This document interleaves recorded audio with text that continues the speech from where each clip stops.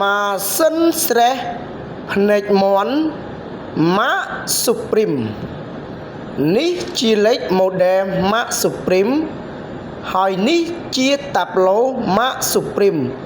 របៀបដោះសោប៊ូតុង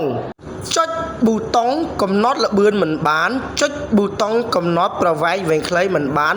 ប៊ូតុងមួយជួរហ្នឹងគឺយើងមិនអាចចូលកំណត់បានទេដោយសារតែវាជាប់សោប៊ូតុងអញ្ចឹងរបៀបដោះបិទកុងតាក់ម៉ាស៊ីនចុចតេស្តប្រអប់ម្រាមដៃក្នុងពេលតែមួយបើកកុងតាក់ម៉ាស៊ីនរងចាំឲ្យចេញអក្សរបែបហ្នឹងចុចព្រួញខាងលើរាវរកលេខ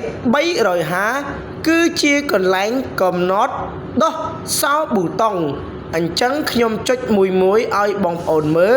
នៅពេលដែលយើងដល់លេខ350ឃើញហើយឃើញអក្សរអន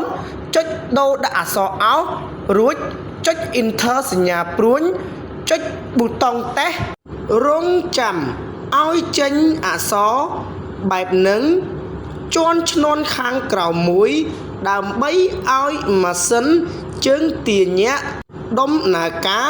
បង្វែរមកតាប់ឡូយើងវិញចុចលើប៊ូតុងកំណត់ល្បឿនគឺបានវិញហើយចុចលើប៊ូតុងកំណត់ប្រវែងវែងខ្លីក៏បានវិញដែរអញ្ចឹងប៊ូតុងមួយជួរហ្នឹងគឺយើងកំណត់បានវិញទាំងអស់នៅពេលដែលយើងដោះសោប៊ូតុងហើយចុចលើប៊ូតុងអូតូមួយមកដើម្បីឲ្យម៉ាស៊ីនដំណើរការនេះហើយគឺជារបៀបដោះសោប៊ូតុងសូមអរគុណ